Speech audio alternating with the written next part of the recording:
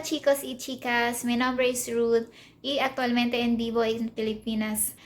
Básicamente estoy tratando de aprender español y crear este contenido será de gran ayuda para que practique hablar el idioma.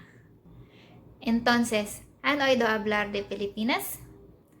Si no, es un país ubicado en el sudeste asiático.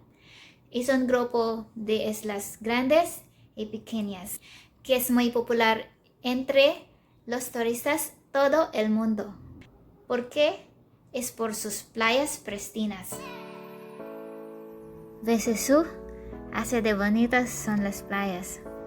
El agua es tan clara que puedes ver debajo. Sí, sé que a los extranjeros y también los filipinos les encantan las playas. Ahora mismo te voy a contar lo difícil que es entrar en Filipinas durante el COVID. Bueno, para los turistas les digo que lamento que aún no se les permita venir aquí. Solo hay unas pocas personas seleccionadas a las que les permite entrar. Primero, somos nosotros, los filipinos, incluidos los cónyuges extranjeros.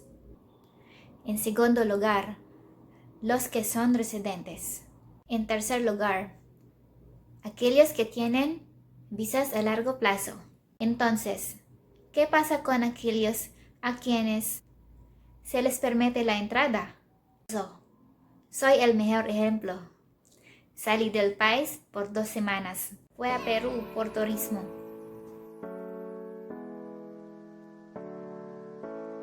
Así que cuando regresé, me abofetearon con una cuarentena de 10 días.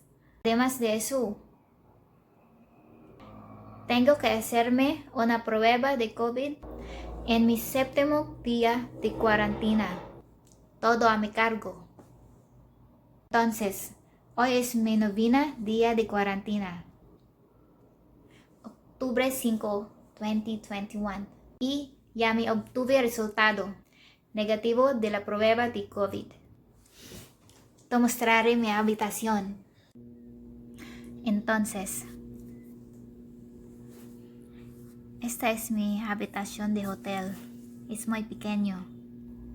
Solo una persona puede ponerse en cuarentena por habitación, así que no necesito una grande.